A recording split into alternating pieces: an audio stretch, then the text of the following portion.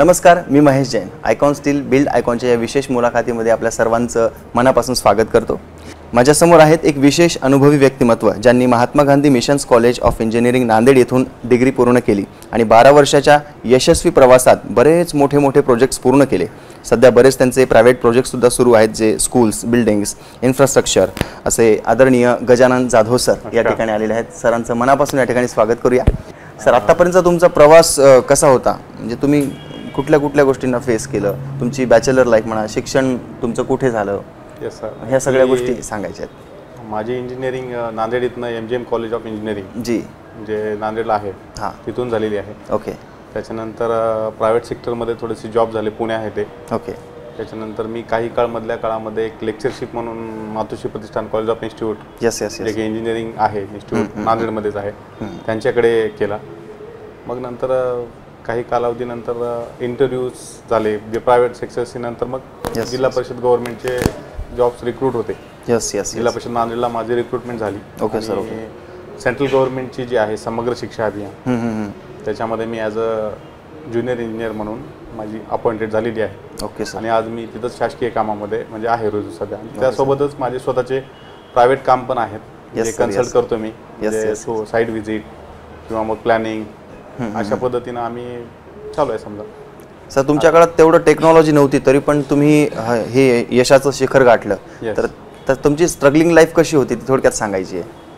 Sir, भयंकर अनुभव आहे. सांगायला गेलं तर खूप मोठा तो एक पॅच होता. यस.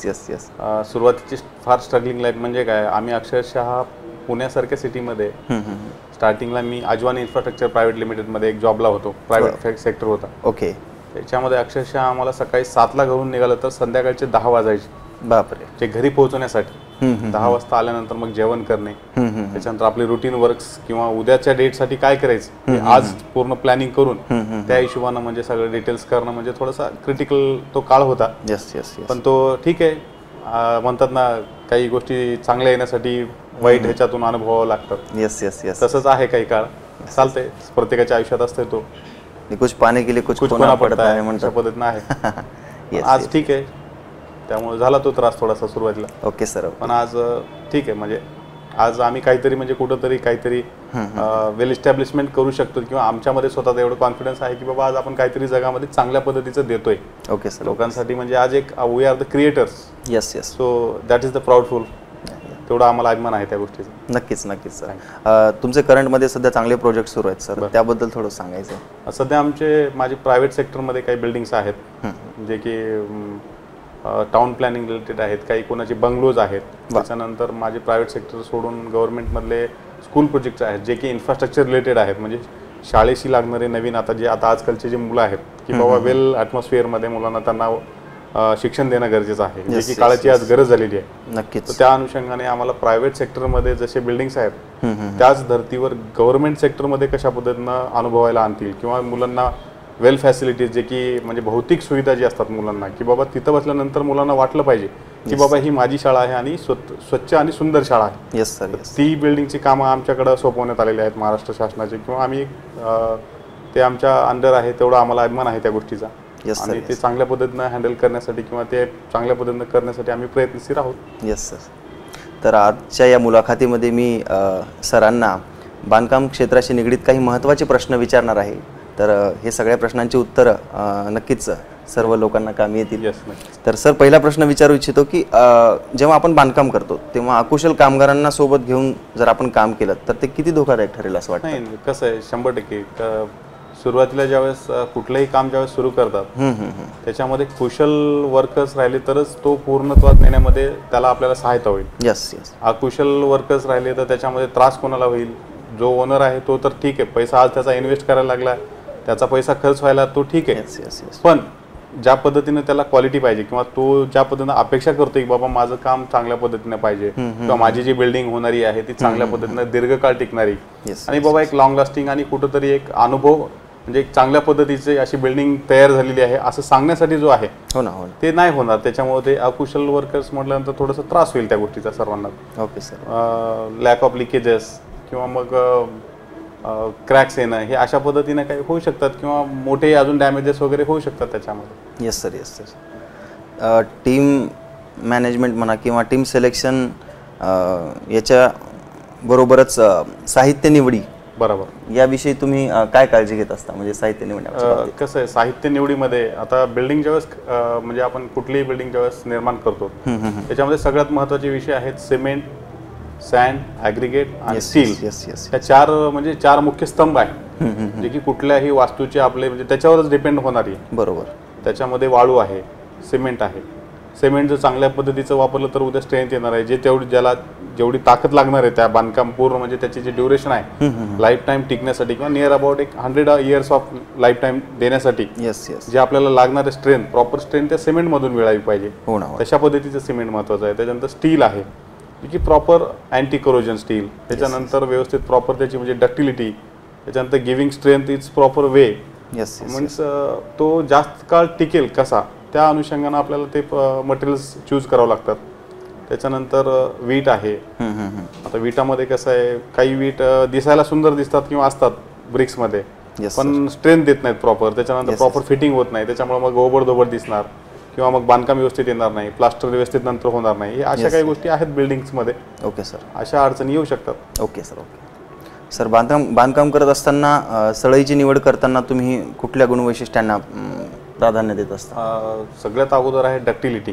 स्टील डक्टिलिटी म्हणजे DS ज्या पद्धतीने आपण म्हणतोय, आणि त्याच्यानंतर स्ट्रेंथ Fe415, Fe450 जो आहेत किंवा आजचे जे स्टँडर्ड त्याची लेंथ आहे. कारण कसं बऱ्याचशा कंपन्यांमधले जे स्टील आहेत ते प्रॉपर लेंथमध्ये तेवढं देत नाहीयेत. आणि डक्टिलिटी जी आहे ते काही कार्बनचं प्रमाण कमी जास्त असल्यामुळे त्याची स्ट्रेंथ जशी मिळायला पाहिजे आम्हाला त्या पद्धतीने स्ट्रेंथ मिळत नाहीत. पण आजही काही कंपन्या आहेत जे प्रॉपर स्टँडर्ड आहेत त्यांचे स्पेसिफिकेशननुसार त्या पद्धतीनं देतात त्यांनी. ओके. त्याच्यामुळे ते वापरायला काही हरकत नसतात. Okay sir. Okay sir. सर्वसामान्य लोकांचं स्वप्न असतं की एखादं माझं स्वतःचं घर असावं आणि ते पण कमी बजेटमध्ये आणि उत्तम दर्जेदार घर बनावं. बरोबर. तर तशा ठिकाणी तुम्ही काय करत असता? कसं आहे बघा, सगळ्यात प्रत्येकांनाच वाटतं की बाबा घर तर चांगल्या पद्धतीनं व्हावं आणि पैसे कमी लागावे. येस. त्याच्यासाठी प्रॉपर आपण जे म्हणतोय की बाबा प्रॉपर डिझायनिंग व्यवस्थित, त्याच्यानंतर सुपरविजन, त्याच्यानंतर मटेरियल चूज कनेक्शन. म्हणजे बाबा कशा पद्धतीनं तुम्ही मटेरियल चूज करताय.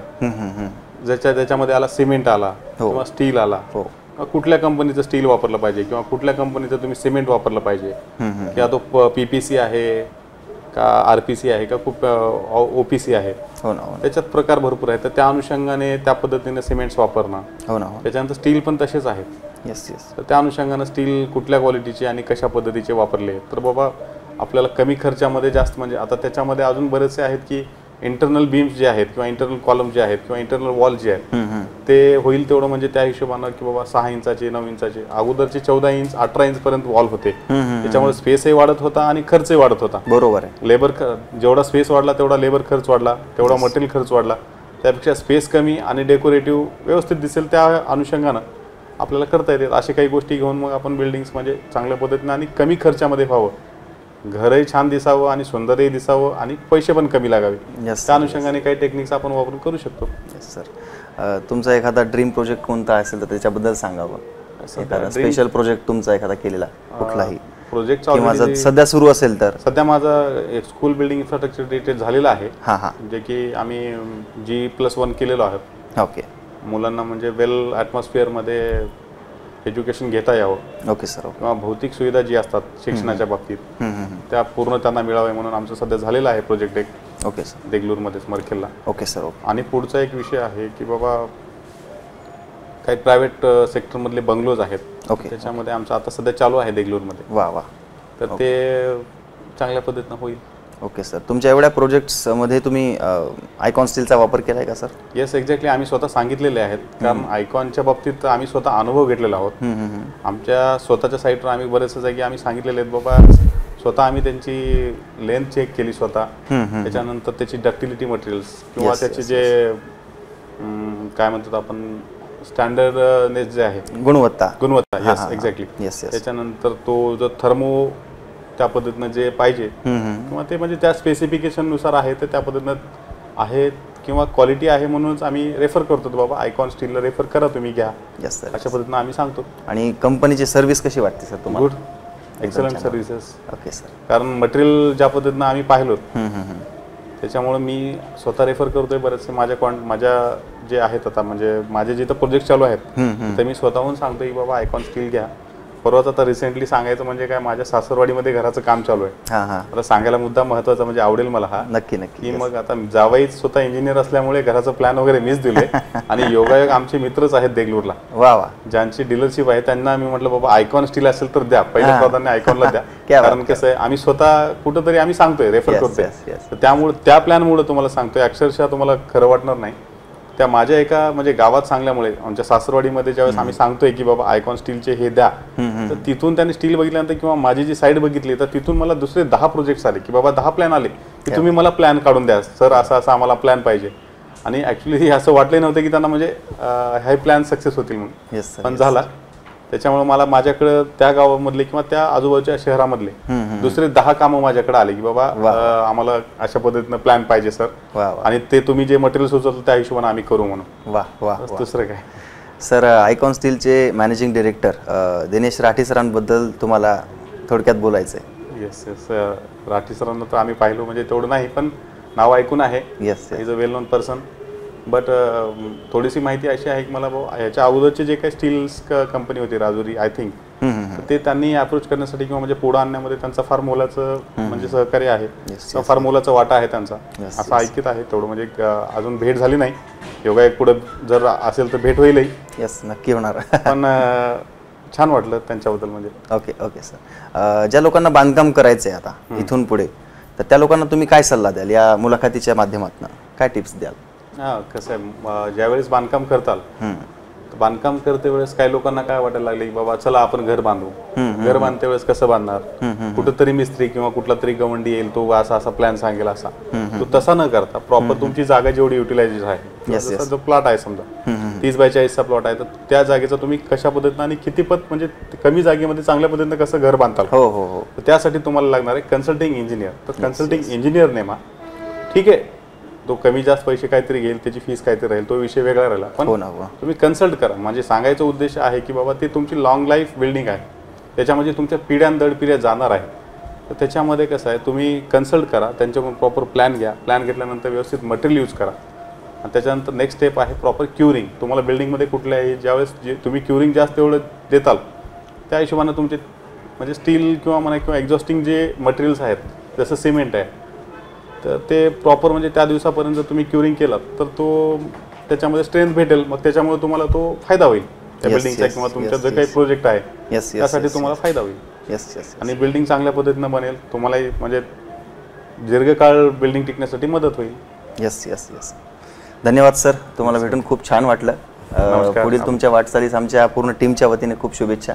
धन्यवाद. आणि पुन्हा एकदा आयकॉन स्टील बिल्ड आयकॉनच्या वतीने तुमचं मनापासून धन्यवाद. Thank you so much. आभार. मला इथं सन्मानपूर्वक बोलवलात, माझा यथोचित मान सन्मान केला, त्याबद्दल मी आयकॉन स्टीलचे पण मनापासून आभार मानतो.